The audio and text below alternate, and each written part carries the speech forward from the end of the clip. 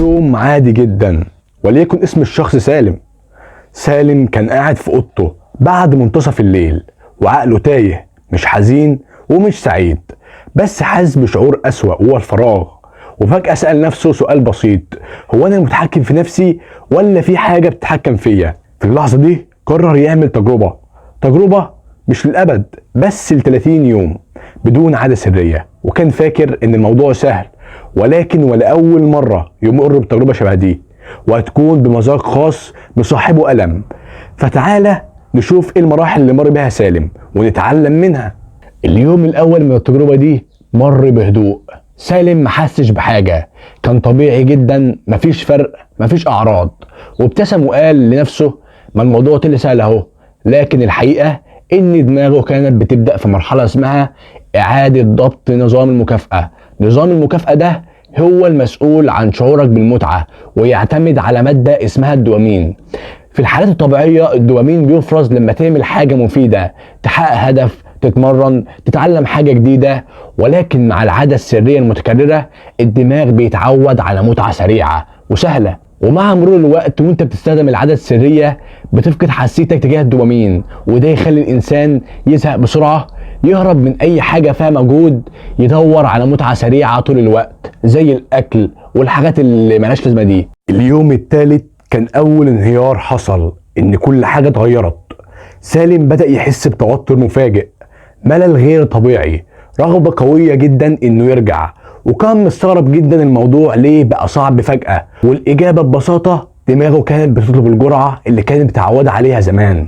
وده شبه اللي بيحصل في أي سلوك إدماني. العلم بيقول إن بعض العادات ممكن تتحول سلوك قهري بسبب تأثيرها على الدوبامين، ولما توقفها فجأة الجسم والعقل يدخلوا في حالة انسحاب مؤقت.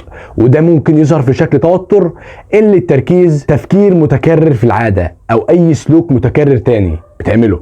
بعض الدراسات بتشير وبتجزم إن تقليل أو إيقاف المحفزات العالية زي الإباحية والعادة السرية والسجاير ممكن يسبب في البداية انخفاض مؤقت للتحفيز، شعور بالفراغ، رغبة قوية للعودة كما كنت. لكن مع الوقت الدماغ بيبدأ يستعيد توازنه الطبيعي، وده مرتبط بفكرة إن الدوبامين بيرجع لحساسيته أو لحالته الطبيعية تدريجيا عند الإقلاع. وده حلو قوي قوي قوي. سالم بدأ يفهم شيء خطير جدا، وهو إن المشكلة مش في العادة ذاتها، لكن المشكلة إنه كان بيستخدمها كهرب من الفراغ. وده بيخلي كتير من الناس يرجعوا تاني، مش بسبب الرغبة الجسدية، لكن بسبب الوحدة والضغط والملل. في نهاية اليوم الثالث سالم كان على وشك يستسلم، وكان في صوت جواه: ارجع ومحدش هيحاسبك يا ابني، هو انت في اخر الدنيا يا عم. لكن صوت تاني كان اهدى: استحمل شوية، انت لسه ما شفتش اللي هيحصل.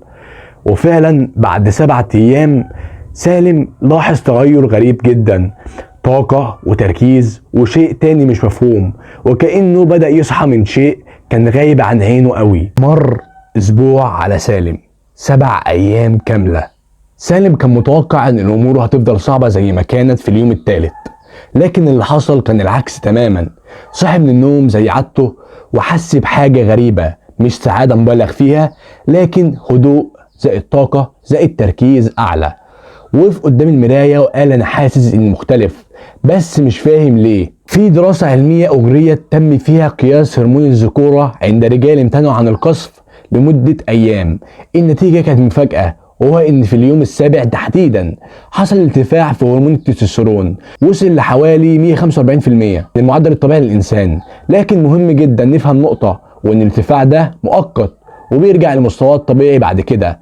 طيب ليه سالم حس بطاقة؟ السبب مش التستوستيرون، السبب الحقيقي اعمق شوية، وهو اعادة ضبط نظام الدوبامين. الدوبامين مش هرمون سعادة وبس زي ما الناس فاكرة، هو في الحقيقة هرمون التوقع والتحفيز. يعني هو اللي يخليك تتحرك وتسعى وتركز وتستمر. المشكلة ان الافراط في المحفزات السريعة زي الاباحية او العادة السرية بيخلي الدماغ يفرز دوبامين بشكل مبالغ فيه جدا، ومع الوقت بيحصل حاجة اسمها داون ريجوليشن، يعني مستقبلا الدوبامين بتقل حساسيته، وده يخلي الانسان يحس بالملل اسرع، يفقد الحافز ويحتاج جرعة اعلى علشان يحس بنفس المتعة. طيب حصل ايه في دماغ سالم بعد التوقف؟ الدماغ بدأ يعمل حاجة ذكية جدا، وهي إعادة التوازن. بعض الأبحاث في مجال الإدمان السلوكي بتشير إن تقليل المحفزات العالية يساعد على استعادة حساسية الدوبامين، يعني تستمتع بالحاجات البسيطة في يومك وتحسن التركيز وتقلل التشتت. وده يفسر ليه سالم بدأ يحس بتركيز أعلى وهدوء داخلي ورغبة في إنجاز حاجات بسيطة. سالم لاحظ حاجة غريبة عليه، وهو ان الرغبه ما اختفتش لكن بقت بتيجي وتمشي، ما بتطولش يعني. وده فرق ضخم في علم النفس. دي علامه على ان جزء مهم جدا في الدماغ بدأ يشتغل بقوه، القشره الجبهيه الاماميه المسؤوله عن التحكم في القرارات. وده معناه انك بدأت تنتقل من رد فعل تلقائي الى اختيار واعي. حاجه مهمه جدا يا شباب، مش كل الناس هتحس بنفس التغيير ده. بعض الدراسات بتوضح ان التأثيرات دي بتختلف من شخص للتاني وبتعمل على ضمانة الحياة ودرجة الاعتماد السابقة. يعني التجربة مش سحر لكن إعادة تدريب الدماغ. بعد أسبوع سالم بدأ يحس إنه كسب أول معركة، لكن الحرب لسه في بدايتها، لأن في اليوم اللي حصل فيه تحول هو اللي كان الأخطر مش في جسمه لكن في شخصيته نفسها. بدأ يحس إنه أهدى واثق ومش بيهرب زي الأول. السؤال الحقيقي، هل الدماغ ممكن فعلا يتغير في أسبوعين؟ وهل دي بداية إنسان جديد ولا مرحلة وهتعدي؟ مر أسبوعين، 14 يوم على سالم. لأول مرة حس بتغيير ملحوظ جدا، مش مجرد طاقة زيادة بس لكن هدوء غريب. أفكاره بقت أبطأ وأوضح وما بقاش يتهور زي زمان. بص وشاف نفسه قدام المراية وقال لنفسه أنا حاسس إن أنا المتحكم في نفسي مش اندفاع زي زمان. والسؤال هنا، هل إحساس سالم صح؟ هل الدماغ ممكن يتغير خلال أسبوعين؟ الإجابة نعم، ولكن بشكل تدريجي. في مفهوم متعارف جدا اسمه المرونة العصبية، وده معناه إن الدماغ عندها القدرة إنها تعيد تشكيل نفسها، تتغير طرق استجابته وكمان تبني عادات جديدة. وبعض الدراسات عن السلوكيات الإدمانية بتوضح إن تقليل المحفزات القوية زي العادة السرية والإباحية والعادات القهرية بشكل عام ممكن يساعد الدماغ على تقليل الحساسية للمحفزات القديمة وتقوية المسارات المرتبطة بالتحكم والانضباط، ويبقى فعلا إحساس سالم صح، ولكن بشكل تدريجي. الموضوع ده بيقوى جدا عندك. طيب إحساس الهدوء ده إيه مصدره؟ وهل سالم اللي مر بيه ده صح؟ سالم لاحظ حاجة مهمة جدا، المواقف اللي كانت بتستفزه زمان بقت عادية جدا. ليه؟ لأن في جزء في دماغه بدأ يقوى اسمه القشرة الجبهية الأمامية اللي اتكلمنا عليها قبل كده، وده الجزء المسؤول عن التحكم في النفس وفي التفكير قبل التصرف وكبح الاندفاع. في دراسات في الإدمان السلوكي تم ملاحظة أن تقوية هذا الجزء بتحصل لما الشخص يقلل السلوك القهري ويبدأ يمارس التحكم. يعني ببساطة واحد زي سالم بدأ ينتقل من شخص مش قادر في النقطة دي إلى أنا أقدر أختار بنفسي. وبعد الأسبوعين بتحصل تغيرات تانية كمان، زي الدوبامين بيرجع لطبيعته. مش انا قلت ان المشكله كانت في الافراط في الدوبامين؟ دلوقتي عند سالم الوضع بدا يتظبط، الدماغ بدا يستعيد حسيته، يتفاعل مع الحاجات البسيطه، يقلل التشتت. وده يخلي سالم يحس ان المذاكره اسهل، ان التركيز اطول، وان الانجاز بقى ليه طعم تاني حتى لو كان بسيط. واهم جزء، التحول النفسي الحقيقي. اهم تغير ما كانش في جسم سالم لكنه في نظرته تجاه ذاته. سالم بداخله حس ان انا شخص عنده انضباط، وده شعور قوي جدا في علم النفس.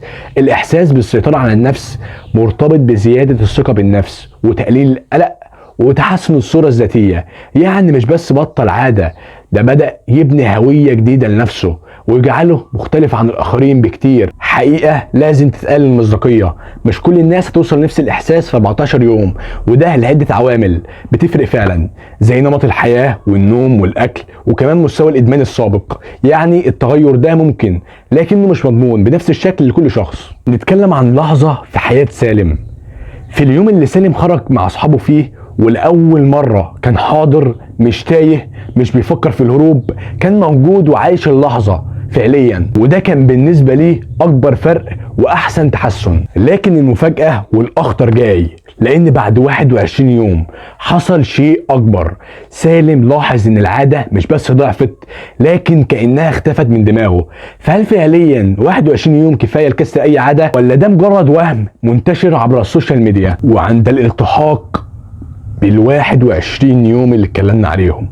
سالم كان قاعد لوحده، بس المرة دي ما كانش خالص نفس القعدة القديمة، مفيش توتر، مفيش صراع داخلي زي الأول، عايش كما ولدته أمه بدون أي مؤثر أو مسيطر عليه، في هدوء تام. وقف سأل نفسه أنا وصلت لهنا إزاي؟ الأغرب من كده إن الرغبة اللي كانت مسيطرة عليه بقت ضعيفة جدا، ما اختفتش بالكامل لكنها ما عادتش بتتحكم فيه. وتعالى نرد على السؤال اللي كنا طرحينه قبل كده، هل 21 يوم كفاية لكسر أي عادة؟ يمكن سمعت قبل كده إن أي عادة بتتغير في 21 يوم، لكن الحقيقة العلمية مختلفة شوية. دراسة مشهورة من يونيفرسيتي كوليدج لندن وجدت إن تكوين عادة جديدة ممكن يستغرق في المتوسط 66 يوم، مش 21 يوم إطلاقا، وبعد حوالي أسبوعين ل3 بيحصل أول تحول حقيقي في السلوك. طيب ماذا حدث لسالم فعليا؟ سالم ما كسرش العادة بالكامل، لكن حصل 3 تغيرات مهمين جدا وهنقولهم قدام. اول تحول نفسي خطير جدا، الحلقة اتكسرت. كان في حلقة تلقائية بتكون انك تعمل عادة، ملل، عادة، راحة مؤقتة، ينطبق على اي حاجة تانية بتوصلك انك تعمل العادة. دلوقتي الحلقة دي اتكسرت عند سالم واتشوشت، بقى في مساحة صغيرة بين الاحساس والتصرف، ودي اخطر نقطة نفسية واخطر نقطة تحول. تاني حاجة معانا التحكم بقى اسهل، ما اتغيرتش بس الحاجات اللي بتساعد الواحد انه ما يعملش عادة قهرية شبه العادة السرية، لكن انت ذات نفسك بقيت قوي داخليا. وفي الاول كانت المقاومة عافية شوية، دلوقتي الموضوع بقى اهدى، وده لان الدماغ بدأ يعتمد اكتر على القشرة الجبهية، مركز التحكم، بدل من الاعتماد على الاندفاع. تالت حاجة معانا الرغبة فقدت قوتها، يعني الرغبة اللي بتيجي بسبب محفزات، صور او ملل او وحدة. الدراسات بقى بتوضح ان تقليل التعرض للمحفزات دي بيخلي الرغبة دي تضعف مع مرور الوقت، وده اللي حصل مع سالم بالظبط. ولكن يا عزيزي المرحلة دي خطيرة جدا رغم التحسن، دي من اخطر المراحل. ليه؟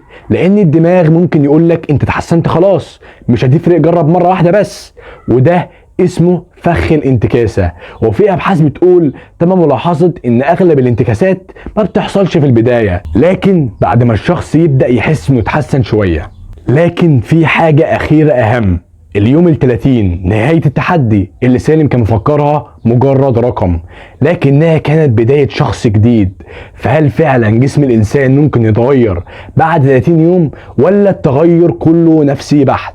اليوم ال30 سالم واقف قدام المراية، مش سوبرمان ومفيش معجزة حصلت، لكن في حاجة اهم بكتير، هو بقى شخص تاني بكل المعاني والاحرف والتعابير، شخص تاني بالرغم كسر المدة. ومش بس كده، ده بقى واعي اكتر، عايش كما ولدته امه، يعني يقدر يتعامل مع الناس بشكل ارقى واحسن. زي ما عرفناكم ان العادة بتبني اليأس في قلبك، يعني بقى شخص طبيعي يحب ويتحب، يكره ويكره، ويتكيف مع الصواعب.